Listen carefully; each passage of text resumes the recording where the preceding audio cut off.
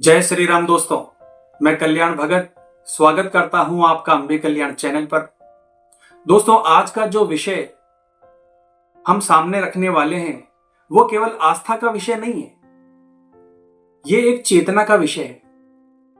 दोस्तों, हाल ही के कुछ वर्षों में देश के अलग अलग ज्योतिर्लिंगों से जुड़े कुछ ऐसे संकेत सामने आए हैं जिन्हें साधारण संयोग कहकर टाला नहीं जा सकता। ऐसा प्रतीत होता है मानो स्वयं महादेव अपने भक्तों को किसी बड़े परिवर्तन के लिए तैयार कर रहे हों। 12 ज्योतिर्लिंग केवल मंदिर नहीं है, वो शिव की जीवित ऊर्जा के केंद्र माने जाते हैं। और जब भी इन स्थलों पर असामान्य घटनाएं घटती है, भगत इसे सामान्य घटना नहीं मानते, वो इसे समय का संकेत समझते हैं।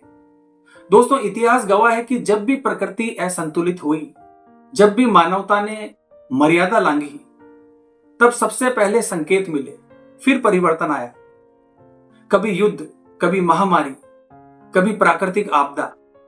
दोस्तों, आज हम एक एक करके उन प्रमुख ज्योतिर्लिंगों की चर्चा करेंगे जहां हाल ही के कुछ समय में कुछ रहस्यमय घटनाएं सामने आई है। पहला है दोस्तों सोमनाथ मंदिर। दोस्तों, समुद्र तट पर स्थित यह प्राचीन धाम अनेक बार टूटा, लूटा गया, पर हर बार पहले से अधिक भव्य बनकर खड़ा हुआ। भक्त मानते हैं कि यहां भगवान शिव की चेतना सदैव जागृत रहती है। कुछ समय पहले समुद्र में अचानक असामान्य हलचल देखी गई, ऊंची ऊंची लहरें, तेज गर्जना, जबकि मौसम सामान्य था। स्थानीय संतों ने इसे साधारण घटना नहीं माना। इसके कुछ ही महीनों बाद विश्व के अलग अलग हिस्सों में भीषण प्राकृतिक आपदाएं आई। हाल ही में मंदिर का ध्वज अचानक विपरीत दिशा में लहराने लगा। कुछ लोगों ने इसे प्राकृतिक हवा का प्रभाव कहा, तो कुछ ने इसे संकेत माना। इसी दौरान आसमान में त्रिशूल जैसी आकृति दिखाई देने की चर्चा भी रही। दोस्तों, क्या यह सब केवल एक संयोग था या प्रकृति के माध्यम से कोई चेतावनी? दूसरा मंदिर है दोस्तों महाकालेश्वर मंदिर, यानी उज्जैन के महाकाल। दोस्तों, जहां भगवान शिव को काल का भी स्वामी माना जाता है, यहां घटित हर घटना को भगत विशेष महत्व देते हैं। आरती के दौरान कुछ श्रद्धालुओं ने शिवलिंग के ऊपर हल्की धुंध जैसी ऊर्जा उठते देखी।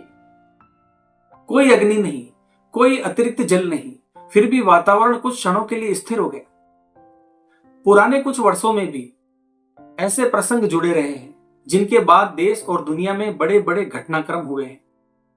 चाहे ये आस्था हो या मनोवैज्ञानिक प्रभाव, लेकिन महाकाल का नाम आते ही लोगों की चेतना जागृत हो जाती है। तीसरा मंदिर है दोस्तों काशी विश्वनाथ मंदिर। दोस्तों, काशी, जिसे भगवान शिव की नगरी कहा जाता है, मान्यता है कि यहां मृत्यु भी मोक्ष का मार्ग बन जाती है।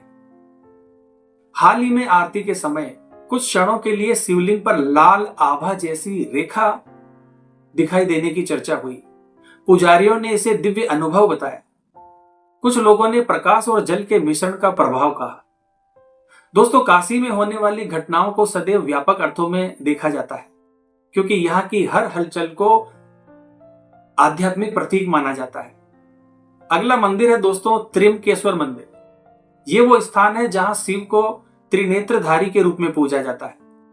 कुछ भक्तों ने अभिषेक के दौरान हल्की नीली आभा जैसी चमक देखी। ये दृश्य कुछ ही क्षणों का था, पर काफी समय तक इसकी चर्चा चली। त्र्यंबकेश्वर का संबंध संतुलन और तत्वों की शक्ति से जोड़ा जाता है, इसलिए यहाँ की घटनाओं को लोग प्राकृतिक और आध्यात्मिक दोनों दृष्टि से देखते हैं। पांचवा मंदिर है दोस्तों भीमाशंकर मंदिर। दोस्तों, यह धाम शिव के रौद्र रूप से जुड़ा माना जाता है। कुछ अवसरों पर शिवलिंग से हल्की भाप जैसी ऊर्जा उठती देखी गई। वैज्ञानिक दृष्टि से यह तापमान और नमी का प्रभाव हो सकता है, पर श्रद्धालु इसे चेतावनी के रूप में मानते हैं। दोस्तों, इतिहास में भी यहां की कई घटनाओं को बड़े सामाजिक परिवर्तनों से जोड़ा गया है। अगला मंदिर है दोस्तों ओंकारेश्वर मंदिर। नर्मदा नदी के बीच एक द्वीप पर स्थित यह ज्योतिर्लिंग ओम के आकार के कारण विशेष महत्व रखता है। रात्रि के समय यहां ओम जैसी ध्वनि सुनाई देने की चर्चाएं हुई। कुछ ने इसे प्राकृतिक ध्वनि तरंग कहा और कुछ ने आध्यात्मिक अनुभव। दोस्तों, ओकारेश्वर को सृष्टि की मूल ध्वनि का प्रतीक माना जाता है, इसलिए यहाँ की हर घटना को लोग गहराई से जोड़ते हैं।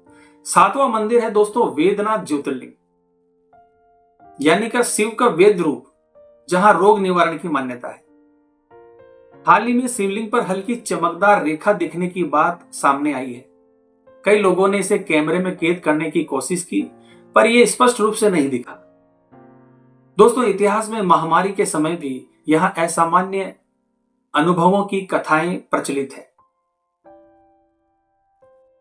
दोस्तों, इन घटनाओं को कोई संयोग माने, कोई चमत्कार, यह प्रत्येक व्यक्ति की आस्था और दृष्टि पर निर्भर करता है। लेकिन एक बात तो स्पष्ट है दोस्तों कि समय परिवर्तन का संकेत दे रहा है। दोस्तों, भगवान शिव विनाश के देव नहीं है, संतुलन के देव है।